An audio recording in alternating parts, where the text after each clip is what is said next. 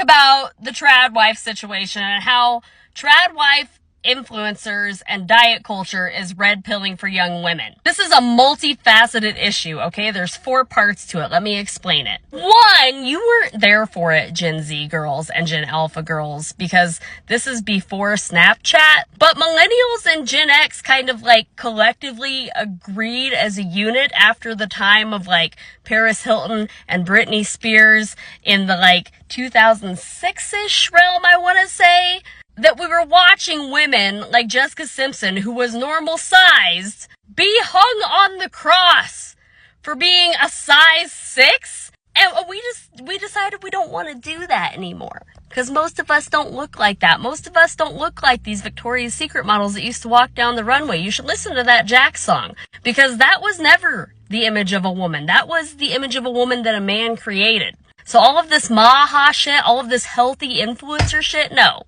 This is like, it's gonna cause you to have an eating disorder. So there's that. That's phase 1, is dismantling that. 2 is that young girls, they train you from birth, particularly if you're from like a rural or Midwestern region, to serve others, to nurture others, to take care of others. They teach you to be people pleasers, what they teach you to do. You don't know anything about being selfish. You don't even know who you are. You don't even know what you like, because like all you're doing is taking care of other people and making yourself smaller. You're making yourself smaller both physically with the diet culture and psychologically in your brain by like just not being a problem for other people. Okay, so that's phase 2. You need to dismantle that. That's phase 2. You get into phase 3. This is where it gets real fucking insidious. This is where trad wife culture breeds the most. I get it. You meet a guy. You fall in love. It's a whirlwind romance. It's a Morgan Wallen song. You want to do the thing. You want to get the ring. You want to plan the wedding. It's like, yeah, I understand the appeal. It's what you see on Pinterest. It's what you see on Instagram. It's what you see in movies. Disney is some real problematic shit, by the way. That I have a problem with Disney adults because I think you got some shit to unpack. If you want to go to Europe, ladies, why are you going to Epcot? You could go to actual Europe for half the cost of what you spend at Epcot. But I digress. You get married, you have the babies, you make a home, and you're cooking, and he's going to work, and the white picket fence, and you probably have a fucking doodle for some reason. Playing house. Isn't that what you always wanted? You're just playing house, just like you were always taught to do. Now this is where you're gonna realize all of that has been for naught. Trad wives have it real easy in the beginning. And I'm telling you this as a former trad wife. He's going to work, you're hanging out with the kids, you are doing all of the lovely homemaker things. It's like a 1950s setting, okay? There's gonna come a time where you become exhausted from working a 24/7 job.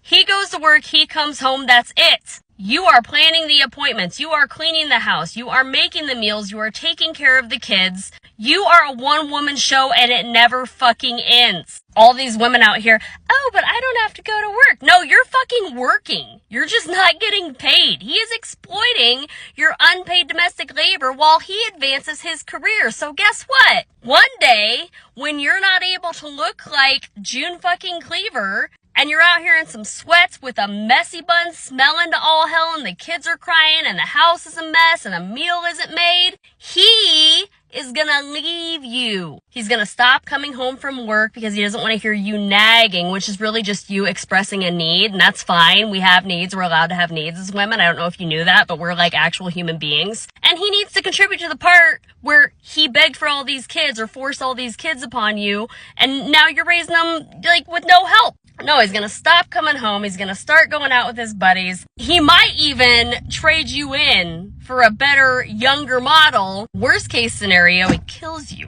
because he wakes up one day and he realizes, oh, I don't want to be a dad or a husband. This is a little bit stressful. Look at Chris Watts. Look at Scott Peterson. You're in some stage 4 shit now, so guess what? You're gonna be 5 years into this. It happens about 3, 5, 10 years into this, okay? You're going to be bawling your eyes out in some lawyer's office or a courthouse because all you have done all your life is take care of other people and serve a man and his children. Now you have no skills to support yourself or these children that he has abandoned you with. How will you get a house? How will you support yourselves? Good luck in court, because post-separation financial abuse is a thing, and the courts, contrary to popular belief, do oftentimes side with the dad. You're going to be in an apartment with all your damn kids and on government assistance, and he is going to be in that house that you thought you were going to grow old in together with his new mistress. I am not kidding. This is how this goes. This is how this ends. You can buy into this red pill shit all you want, but just like there is a male loneliness epidemic right now, the reason that the vast majority of women are going to be single and childless by 2035 is because we are going to be so fucking depleted by men. We are going to be so emotionally exhausted and wrung out that we're going to be like, no, never again. I had that happen to me, or I knew a woman who had that happen to her, and I am not playing that game. That doesn't look fun. And I gotta tell you, it's not fun, because then there's a bonus phase where the kids grow up and they move out of the house and you're left all alone and you're like, oh shit. Who am I? I have sacrificed all of my life for everyone else, and now I'm having a crisis. So just stay single, stay childless, go live your life, go have the adventures, go open the business.